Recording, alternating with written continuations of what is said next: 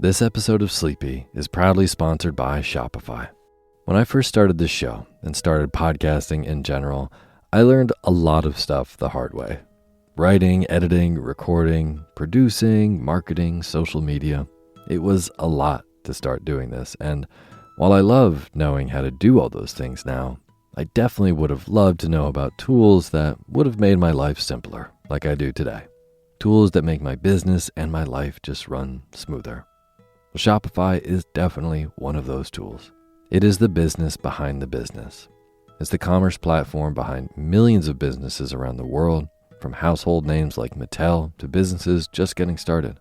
There's hundreds of ready-to-use templates to build a beautiful online store that matches your brand. Shopify has tons of helpful AI tools to help you build out and fill your site in no time. It's also really easy to get the word out with easily made email and social media campaigns. And best yet, Shopify is your commerce expert with world-class expertise in everything from managing inventory to international shipping to processing returns and beyond. So if you're ready to sell, you're ready for Shopify. Turn your big business idea into reality with Shopify on your side. Sign up for your $1 per month trial and start selling today at shopify.com/Otis. Go to shopify.com/OTIS. Shopify.com/Otis. I'll put a link for this in the show notes. Thanks. Thanks for selling your car to Carvana. Here's your check. Whoa, when did I get here? What do you mean? I swear it was just moments ago that I accepted a great offer from Carvana online. I must have time traveled to the future. It was just moments ago. We do same-day pickup. Here's your check for that great offer. It is the future. It's the present and just the convenience of Carvana. Sorry to blow your mind. It's all good. Happens all the time. Sell your car the convenient way to Carvana. Pickup times may vary and fees may apply. Hey, my name's Otis Gray, and you're listening to Sleepy.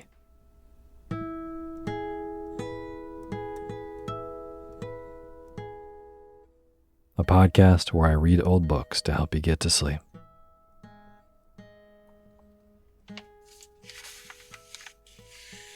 I have a nice summary, farm-based story for you tonight. I think you're going to like.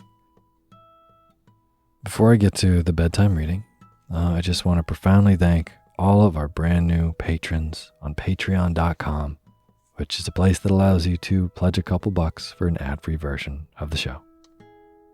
So, this week's amazing new patrons: Christine, like the car, Callie, Wendy Greenfield, Ingrid Pepper, Leah Wilkin, Sharon, BW, Kristen Lagertree, BJ Nacht, Richard Braza, Fiona Hurst, Dawn Widener, Rob, Anastasia Whitey, Anna Cento, Nicole Pressman Snyder, Mary Claire, and Dee.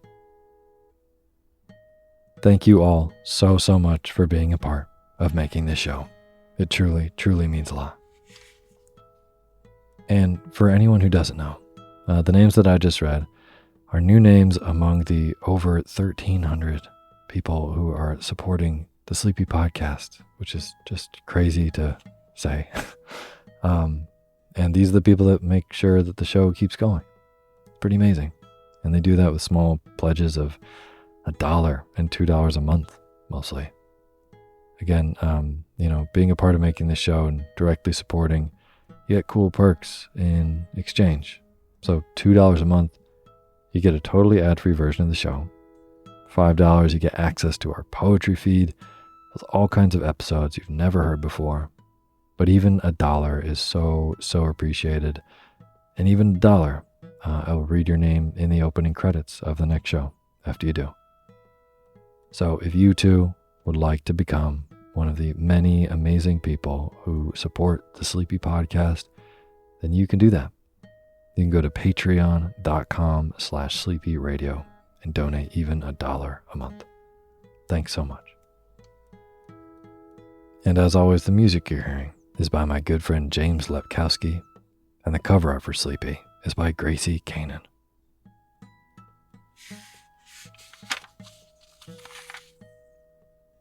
So, tonight's story has a couple great things going for it, as far as it being a lovely bedtime reading.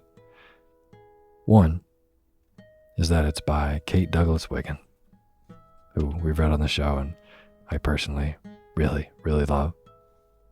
The second being, the name of the book is The Diary of a Goose Girl. Need I say more? That's just such a lovely title. Sign me up, please. Please let me read this story.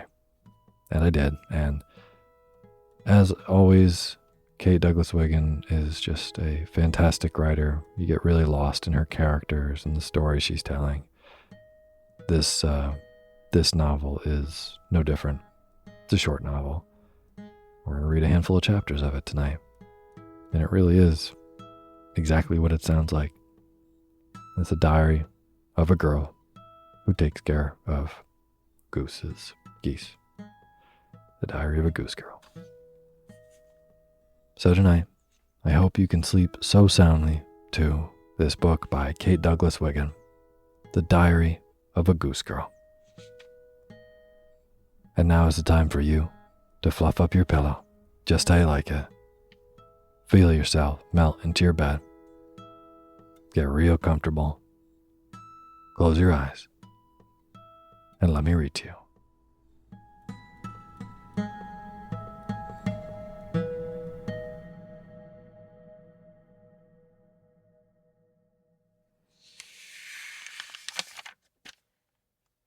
Chapter 1.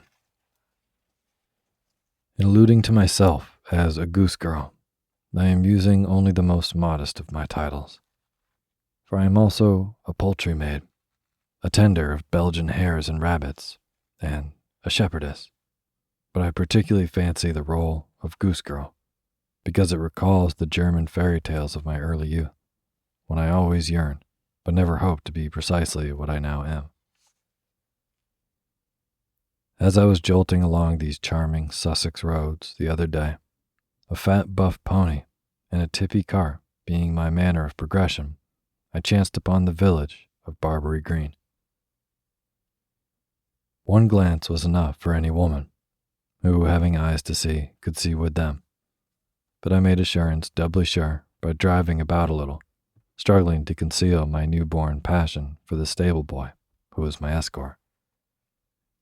Then, it being high noon of a cloudless day, I descended from the trap and said to the astonished yokel, "You may go back to the hydropathic. I am spending a month or two here. Wait a moment. I'll send a message, please." I then scribbled a word or two to those having me in custody. "I am very tired of people," the note ran, "and want to rest myself by living a while with things. Address me, if you must, at Barbary Green Post Office, or at all events, send me a box of simple clothing there. Nothing but shirts and skirts, please. I cannot forget that I am only 20 miles from Oxenbridge, though it may be 120, which is the reason I adore it. But I rely upon you to keep an honorable distance yourselves, and not to divulge my place of retreat to others, especially to you know whom. Do not pursue me. I will never be taken alive." Having cut, thus, the cable that bound me to civilization, and having seen the buff pony and the dazed yokel disappear in a cloud of dust, I looked about me with what Stevenson calls a fine, dizzy, muddle-headed joy, the joy of a successful rebel or a liberated serf. Plenty of money in my purse. That was unromantic, of course, but it simplified matters, and 9 hours of daylight remaining in which to find a lodging. The village is one of the oldest, and I am sure it must be one of the quaintest in England. It is too small to be printed on the map, an honor that has spoiled more than one Arcadia. So pray do not look there, but just believe in it, and someday you may be rewarded by driving into it by chance, as I did, and feel the same Columbus thrill running, like an electric current, through your veins. I withhold specific geographical information in order that you may not miss that Columbus thrill, which comes too seldom in a world of railroads. The Green is in the very center of Barbary Village, and all civic, political, family, and social life converges there, just at the public duck pond, a wee sleepy lake with a slope of grass-covered stones by which the ducks descend for their swim.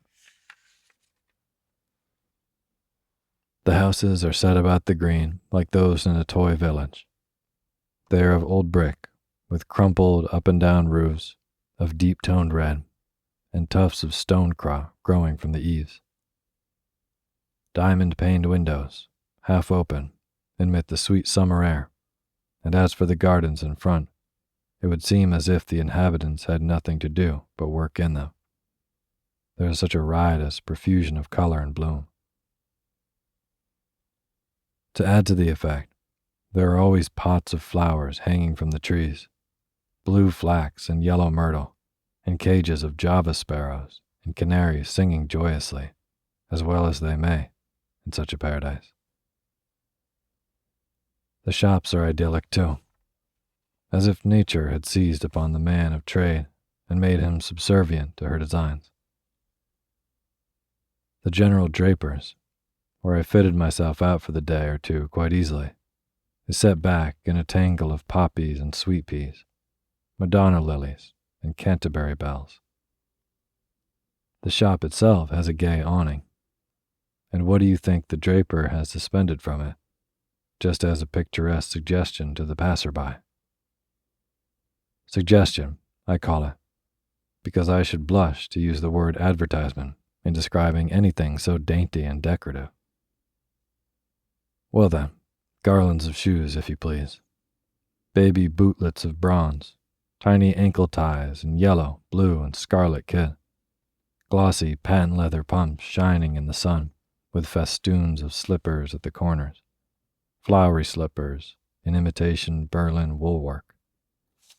If you make this picture in your mind's eye, just add a window above the awning, and over the fringe of marigolds in the window box, put the draper's wife dancing a rosy-cheeked baby. Alas, my words are only black and white, I fear, and this picture needs a palette drenched in primary colors. Along the street, a short distance, is the old watchmaker's. Set in the hedge at the gate is a glass case with Multum in Parvo painted on the woodwork. Within, a little stand of trinkets revolves slowly, as slowly, I imagine, as the current of business in that quiet street. The house stands a trifle back and is covered thickly with ivy, while over the entrance door of the shop is a great round clock set in a green frame of clustering vine. The hands pointed to one when I passed the watchmaker's garden, with its thicket of fragrant lavender and its murmuring bees. So I went in to the sign of the strong eye, the arm for some cold luncheon, determined to patronize the running footman at the very next opportunity. Neither of these inns is starred by Baedeker, and this fact adds a last touch of enchantment to the picture.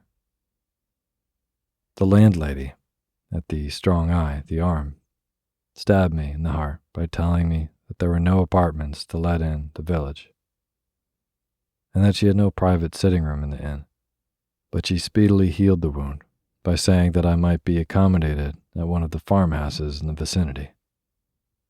Did I object to a farmhouse? Then she could cheerfully recommend the Evans farm, only half a mile away. She had understood from Miss Phoebe Evan, who sold her poultry, that she would take one lady lodger if she didn't wish much waiting upon. In my present mood, I was in search of the strenuous life, and eager to wait, rather than to be waited upon. So I walked along the edge of the green, wishing that some mentally unbalanced householder would have sudden fancy to me and ask me to come in and lodge a while. I suppose these families live under their roofs of peach blow tiles, in the midst of their blooming gardens, for a guinea a week or thereabouts. Yet if they undertook me, to use their own phrase, the bill of my humble meals and bed would be at least double that. I don't know that I blame them. One should have proper compensation for admitting a world-stained lodger into such an Eden. When I was searching for rooms a week ago, I chanced upon a pretty cottage where the woman had sometimes let apartments. She showed me the premises and asked me if I would mind taking my meals in her own dining room, where I could be served privately at certain hours. And since she had but one sitting room, would I allow her to go on using it occasionally?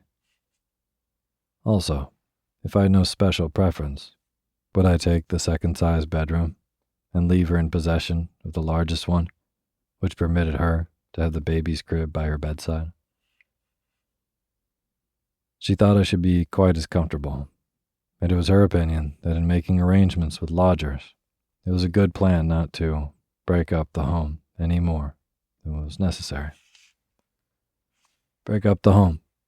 That is seemingly the malignant purpose with which I entered Barbary Green. Chapter 2, July 4th. Enter the family of Thornycraft Farm, of which I am already a member in good and regular standing. I introduce Mrs. Heaven first, for she is a self-saturated person who would never forgive the insult should she receive any lower place.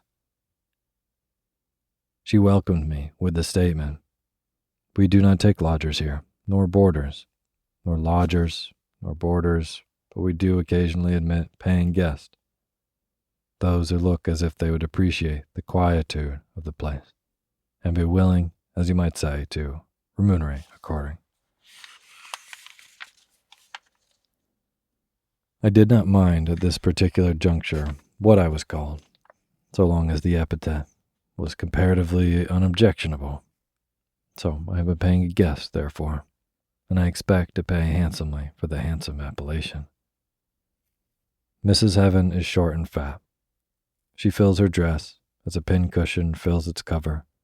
She wears a cap and an apron, and she is so full of platitudes that she would have burst had I not appeared as a providential outlet for them.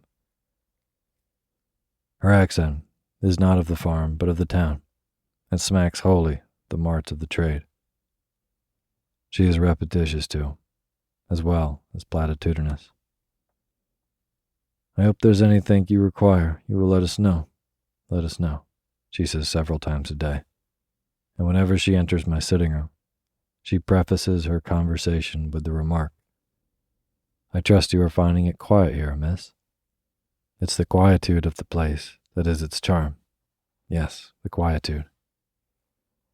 "And yet," she dribbles on, "it wears on a body after a while, miss. I often go into Woodmucket to visit one of my sons just for the noise, simply for the noise, miss. For nothing else in the world but the noise.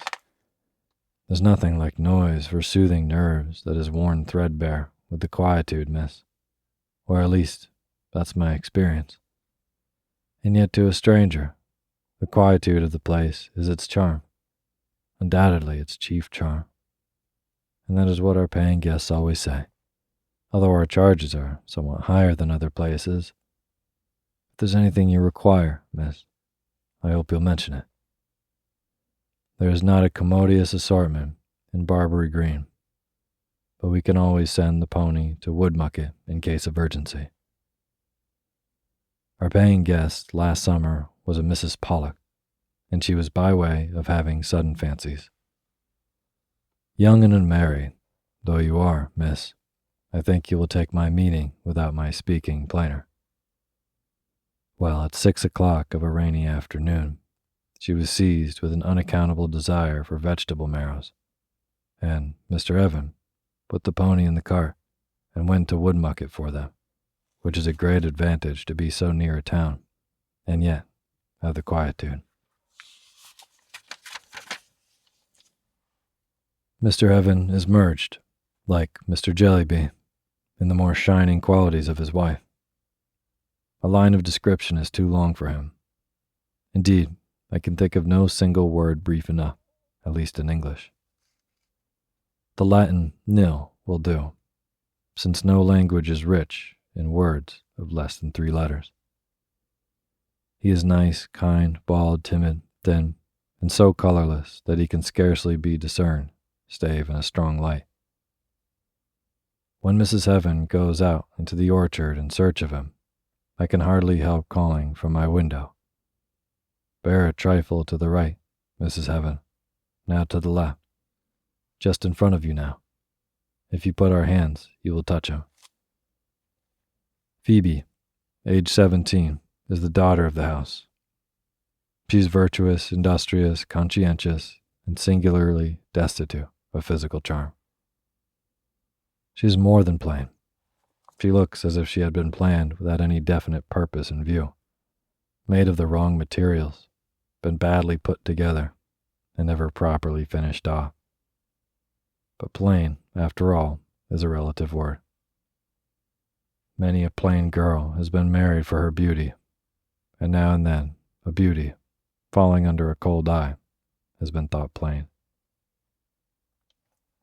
Phoebe has her compensations, for she is beloved by and reciprocates the passion of the woodman coat carrier, Woodmucket being the English manner of pronouncing the place of his abode. If he carries as energetically for the great public as he fetches for Phoebe, then he must be a rising and prosperous man. He brings her daily wild strawberries, cherries, birds' nests, peacock feathers, seashells, green hazelnuts, samples of hen's food, or bouquets of wilted field flowers tied together tightly and held with a large, moist, loving hand. He has fine curly hair of sandy hue, which forms an aureole on his brow, and a reddish beard, which makes another inverted aureole to match around his chin. One cannot look at him, especially when the sun shines through him, without thinking how lovely he would be if stuffed and set on wheels, with a little string to drag him about. Phoebe confided to me that she was on the eve of loving the postman when the carrier came across her horizon. "It doesn't do to be hasty, does it, miss?" she asked me as we were weeding the onion bed. I was to give the postman his answer on the Monday night, and it was on Monday morning that Mr. Gladwish made his first trip here as carrier. I may say I never wavered from that moment, and no more did he. When I think how near I came to promising the postman, it gives me a turn. I can understand that, for I once met the man I nearly promised years before to marry, and we both experienced such a sense of relief at being free instead of bound that we came near falling in love for sheer joy. The last and most important member of the household is the square baby. His name is Albert Edward, and he really is 5 years old and no baby at all. But his appearance on this planet was in the nature of the complete surprise to all parties concerned, and he is spoiled accordingly. He has a square head and jaw, square shoulders, square hands and feet. He is red and white, and solid and stolid, and slow-witted, as the young of his class commonly are, and will make a bulwark of the nation in course of time, I should think. For England has to produce a few thousand such square babies every year for use in the colonies and in the standing army. Albert Edward has already a military gait, and when he has acquired a habit of obedience at all comparable with his power of command, he will be able to take up the white man's burden with distinguished success. Meantime, I can never look at him without marveling how English climate can transmute bacon and eggs, tea and the solid household loaf, such radiant roses and lilies as bloom upon his cheeks and lips. Chapter 3, July 8th. Thornycroft is by way of being a small poultry farm. In reaching it from Barbary Green, you take the first left-hand road, go till you drop, and there you are. It reminds me of my grandmother's farm at Older. Did you know the song when you were a child? My grandmother had a very fine farm way down in the fields of Older, with a cluck-cluck here and a cluck-cluck there. Here and there a cluck-cluck, cluck-cluck there and here, down in the fields at Older.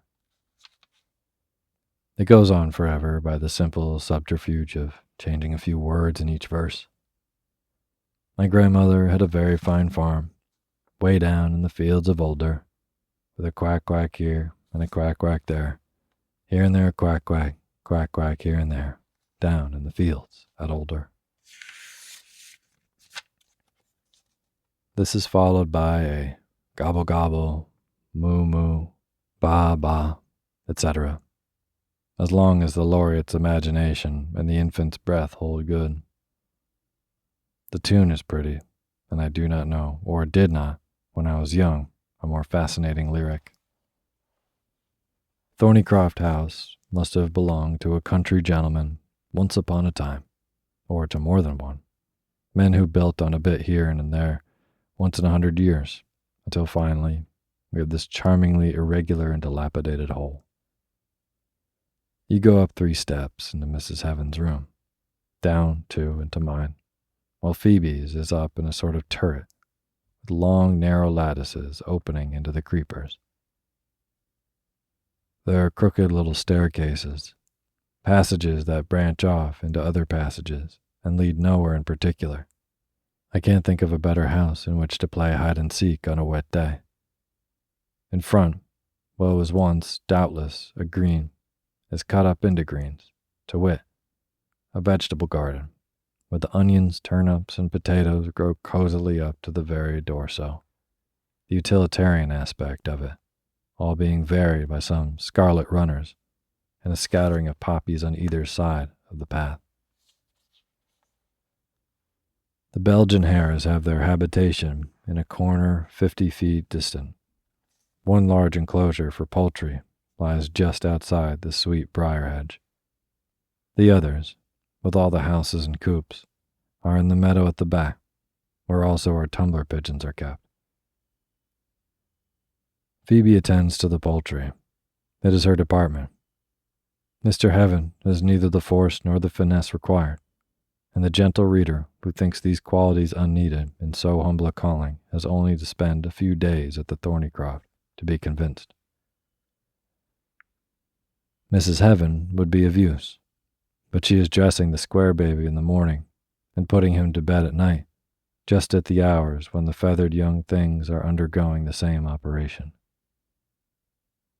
A goose girl, like a poet, is sometimes born, sometimes otherwise. I am of the born variety. No training was necessary. I put my head on my pillow, as a complicated product of modern civilization on a Tuesday night, and a Wednesday morning I awoke as a goose girl.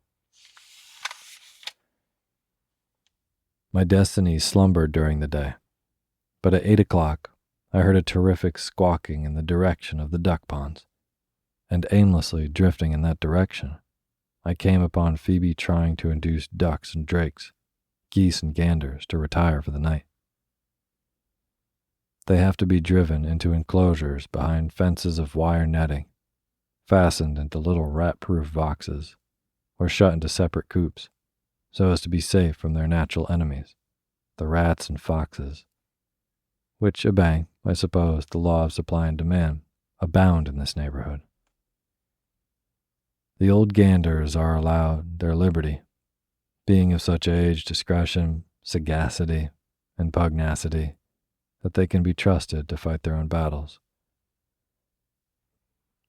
The intelligence of hens, though modest, is of such an order that it prompts them to go to bed at a virtuous hour of their own accord. But ducks and geese have to be materially assisted, or I believe they would roam till morning. Neither did small boy detest and resist being carried off to his nursery as these dullards, young and old detest and resist being driven to theirs. Whether they suffer from insomnia or nightmare, or whether they simply prefer the sweet air of liberty and death to the odor of captivity and the coop, I have no means of knowing. Phoebe stood by one of the duck ponds, a long pole in her hand, and a helpless expression in that doe-like countenance of hers, where aimless contours and features unite to make a kind of facial blur. What does the carrier see in it? The pole was not long enough to reach the ducks, and Phoebe's method lacked spirit and adroitness, so that it was natural, perhaps, that they refused to leave the water, the evening being warm with an uncommon fine sunset. I saw the situation at once and ran to meet it with a glow of interest and anticipation. If there's anything in the world I enjoy, it is making somebody do something that he doesn't want to do. And if, when victory perches upon my banner, somebody can be brought to say that he ought to have done it without my making him, that adds the unforgettable touch to pleasure, though seldom, alas, does it happen. Then ensued the delightful and stimulating hour that has now become a feature of the day, an hour in which the remembrance of the table d'hote dinner at the Hydro, going on at identically the same time, only stirs me to a keener joy and gratitude. The ducks swim in circles, hide under the willows, and attempt to creep into the rat holes in the banks, a stupidity so crass that it merits instant death, which it somehow always escapes.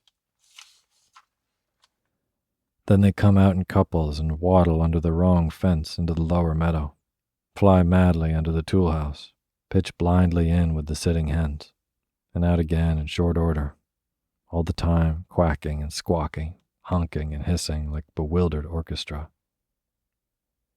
By dint of splashing the water with poles, throwing pebbles, beating the shrubs at the pond's edges, shooing frantically with our skirts, crawling beneath bars to head them off, and prodding them from under bushes to urge them on, we finally get the older ones out of the water and the younger ones into some sort of relation to their various retreats. But, owing to their lack of geography, hatred of home, and general recalcitrancy, they none of them turn up in the right place and have to be sorted out. We uncover the top of the little house, or the enclosure as it may be, or reach in at the door, and seizing the struggling victim, drag him forth and take him where he should have had the wit to go in the first instance. The weak ones get in with the strong and are in danger of being trampled. 2 May goslings that look almost full grown have run into a house with a brood of ducklings a week old. There are 27 crowded into one coop, 5 in another, 19 in another. The gosling with one leg has to come out, and the duckling threatened with the gapes. Their place is with the invalids, as Phoebe calls them. But they never learn the location of the hospital, nor have the slightest scruple about spreading contagious diseases. Finally, when we have separated and sorted exhaustively, an operation in which Phoebe shows a delicacy of discrimination and a fearlessness of attack amounting to genius, we count the entire number and find several missing. Searching for their animate or inanimate bodies, we scoop one from under the tool house, chance upon 2 more who are being harried and pecked by the big geese in the lower meadow, and discover one sailing by himself in solitary splendor in the middle of the deserted pond, a look of evil triumph in his bead-like eye. Still, we lack 1 young duckling, and he at length is found dead by the hedge. A rat has evidently seized him and choked him at a single throttle, but in such haste that he has not had time to carry away the tiny body. "Poor thing," says Phoebe tearfully.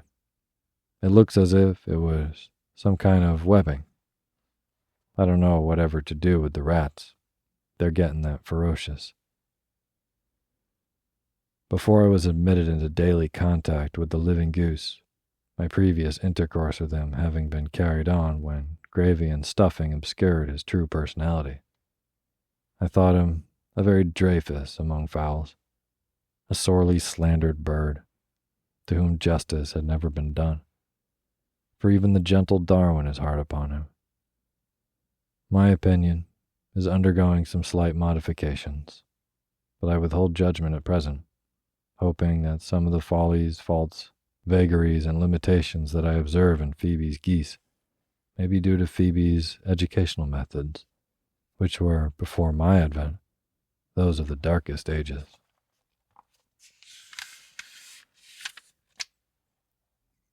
Chapter 4. July 9th. By the time the ducks and geese are incarcerated for the night, the reasonable, sensible, practical-minded hens, especially those whose mentality is increased and whose virtue is heightened by the responsibilities of motherhood, have gone into their own particular rat-proof boxes, where they are waiting in a semi-somnolent state to have the wire doors closed, the bricks set against them, and the bits of sacking flung over the tops to keep out the draught. We have a great many young families, both ducklings and chicks, but we have no duck mothers at present. The variety of bird which Phoebe seems to have bred during the past year may be called the new duck, with certain radical ideas about women's sphere. What will happen to Thornycroft if we develop a new hen and a new cow, my imagination fails to conceive. There does not seem to be the slightest danger for the moment, however, and our hens lay and sit and lay, as if laying and sitting were the twin purposes of life. The nature of the hen seems to broaden with the duties of maternity, but I think myself that we presume a little upon their amiability and natural motherliness. It is one thing to desire a family of one's own, to lay eggs with that idea in view, to sit upon them 3 long weeks and hatch out and bring up a nice brood of chicks. It must be quite another to have one's eggs abstracted day by day and eaten by a callous public, the nest filled with deceitful substitutes, and at the end of a dull and weary period of hatching, to bring into the world another person's children.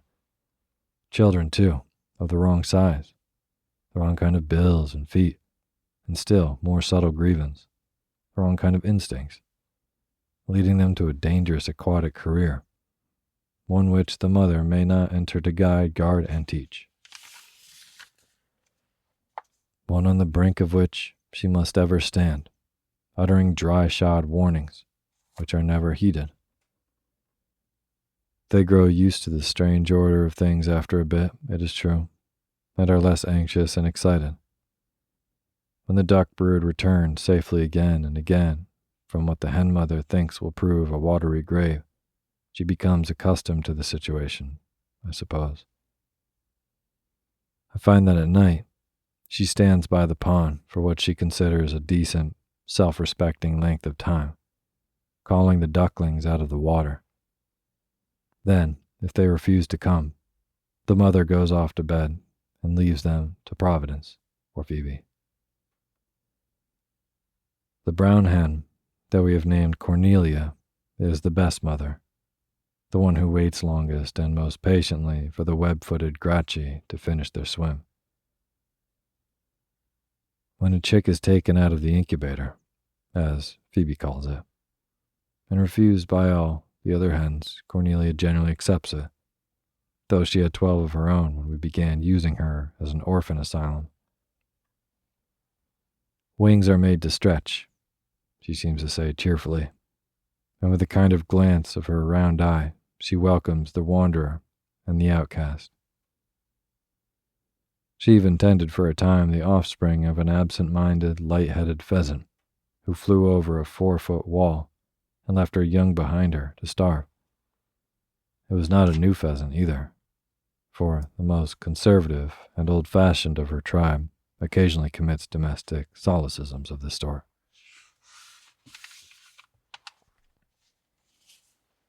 There's no telling when, where, or how the maternal instinct will assert itself. Among our Thornycroft cats is a certain Mrs. Grayskin. She had not been seen for many days, and Mrs. Heaven concluded that she had hidden herself somewhere with a family of kittens. But as the supply of that article with us more than equals the demand, we had not searched for her with especial zeal. The other day Mrs. Grayskin appeared at the dairy door, and when she had been fed, Phoebe and I followed her stealthily from a distance. She walked slowly about, as if her mind were quite free from harassing care, and finally approached a deserted cowhouse where there was a great mound of straw. At this moment, she caught sight of us and turned in another direction to throw us off the scent. We persevered in our intention of going into her probable retreat, and were consciously looking for some sign of life in the haymow, when we heard a soft cackle and a ruffling of plumage. Coming closer to the sound, we saw a black hen brooding a nest, her bright bead eyes turning nervously from side to side, and, coaxed out from her protecting wings by youthful curiosity, came 4 kittens, eyes wide open, warm, happy, ready for sport. The sight was irresistible, and Phoebe ran for Mr. and Mrs. Heaven and the square baby. Mother Hen was not to be embarrassed or daunted, even if her most sacred feelings were regarded in the light of a cheap entertainment. She held her ground, while one of the kits slid up and down her glossy back, and 2 others, more timid, crept underneath her breast, only daring to put out their pink noses. We retired then, for very shame, and met Mrs. Grayskin in the doorway. This should have thickened the plot, but there was apparently no rivalry or animosity between the co-mothers. We watch them every day now, through a window in the roof. Mother Grayskin visits the kittens frequently, lies down beside their home nest, and gives them their dinner. While this is going on, Mother Blackwing goes modestly away for a bite, a sup, and a little exercise, returning to the kittens when the cat leaves them.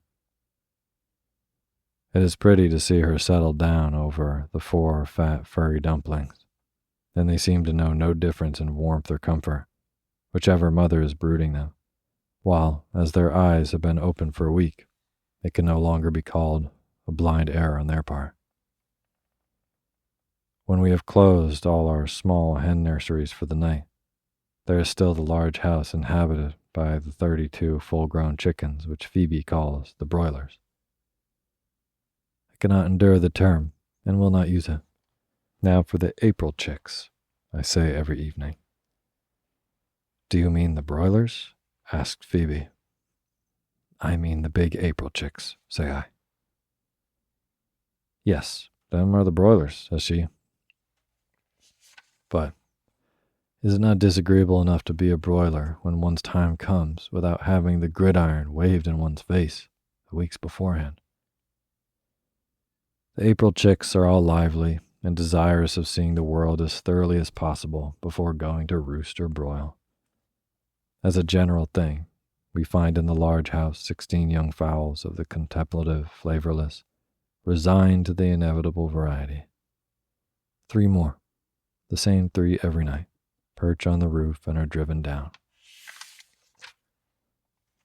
4, always the same 4, cling to the edge of the open door, waiting to fly off, but not in when you attempt to close it. 9 huddled together on a place in the grass about 40 feet distant, where a small coop formerly stood in the prehistoric ages.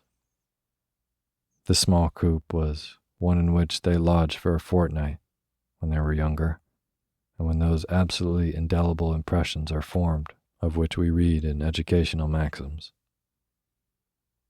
It was taken away and long since, but the 9 loyal or stupid Casabiancas cling to the sacred spot where its foundations rested, They accordingly have to be caught and deposited bodily in the house, and this requires strategy, as they note our approach from a considerable distance.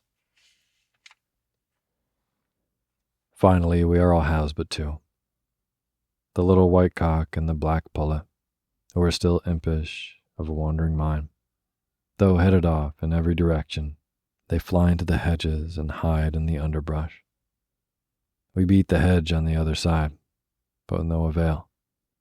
We dive into the thicket of wild roses, sweetbriar, and thistles on our hands and knees, coming out with tangled hair, scratched noses, and no hens. Then, when all this has been done that human ingenuity can suggest, Phoebe goes to her late supper, and I do sentry work. I stroll to a safe distance, and sitting on one of the rat-proof boxes, watch the bushes with an eagle eye. 5 minutes goes by, 10, 15, and then out steps the white cock, stealthily tiptoeing towards the home into which he refused to go at our instigation. In a moment, out creeps the obstinate little beast of a black pullet from the opposite clump. The wayward pair meet at their own door, which I have left open a few inches. When all is still, I walk gently down the field, and warned by previous experiences, approach the house from behind. I draw the door to, softly and quickly, but not so quickly that the evil-minded and suspicious black pullet hasn't time to spring out, with a make-believe squawk of fright that induces 3 other blameless chickens to fly down from their perches and set the whole flock in a flutter.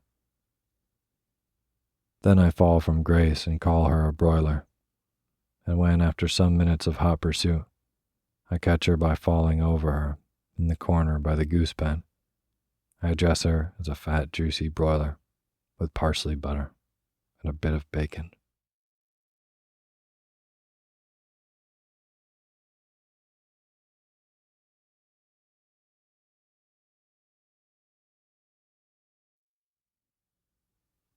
Thank you for listening to Sleepy. Good night.